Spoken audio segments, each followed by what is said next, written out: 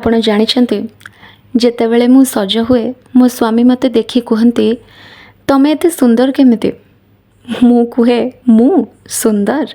ମୋତେ ତ ଲୋକ କାଳି ବୋଲି କହି ଆସିଛନ୍ତି। ସେ କୁହନ୍ତି ତମେ ସେ କଥା ଗୁଡ଼ାକ କାହିଁକି ଭାବୁଛ? ମୋ ଆଖିରେ ତମେ ସୁନ୍ଦର। ହଁ, ମୁଁ କେବେ ନିଜକୁ ସୁନ୍ଦର ବୋଲି ଭାବିନି, କାହିଁକି ନା ଲୋକଙ୍କ ହିସାବରେ ମୁଁ କାଳି, ସାବର୍ଣ୍ଣ ଆଉ ମୋର ରଙ୍ଗ ଟିକେ ନିରସ।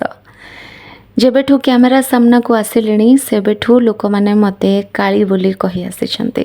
କେବେ କେବେ ଲୋକ କୁହନ୍ତି ଆରେ କାଳିର ଭିଡ଼ିଓକୁ ଏଡ଼ିଟ୍ କାହିଁକି କରୁନ, ସେ ଟିକେ ଗୋରା ଦେଖାଯାଆନ୍ତା। ବୋଉକୁ ଏସବୁ ଦେଖି ମୁଁ ପ୍ରଶ୍ନ କଲି ବୋଉ ତୁ ମୋତେ ଗୋରା କାହିଁକି କଲୁନି? ବୋଉ କୁହେ କୃଷ୍ଣ କଳା କୋଇଲି କଳା କଳା କଜଳପାତି। ଆଉ ମୁଁ ହସି ଦେଇ କୁହେ ତୁ ସେ ଢଗଢମାଳି କହି ଆଉ ମନକୁ ବୁଝାନା। ବାହାଘର ପ୍ରସ୍ତାବ ଆସିଲେ ମଧ୍ୟସ୍ଥିକୁ ଆମ ଘର ତରଫରୁ କୁହାଗଲା କହିଦେବେ ପୁଅ ଘରକୁ ଆମ ଝିଅର ରଙ୍ଗ ଟିକେ ନିରସ।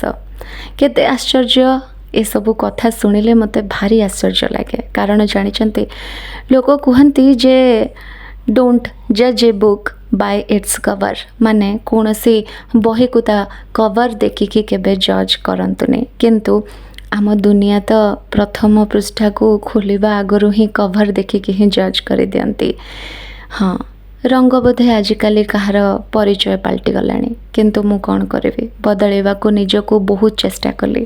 ବୋଉ ହିସାବରେ ମୁଁ ହଳଦୀ ବେସନ ବି ଲଗେଇଲି, କିନ୍ତୁ ଭଗବାନ ଯେମିତି ମୋତେ ଗଢ଼ିଛନ୍ତି ମୁଁ ଧୀରେ ଧୀରେ ତାକୁ ଭଲ ପାଇବାକୁ ଲାଗିଲି। ଆଉ ମୁଁ ବୋଧହୁଏ ଏଇଟା ଠିକ୍ ଭାବୁଛି କି ରଙ୍ଗ କାହାର ପରିଚୟ ହେଇନଥାଏ, ତା ବ୍ୟକ୍ତିତ୍ୱ ତା'ର ପରିଚୟ ହେଇଥାଏ। ଠିକ୍ କହିଲି ନା?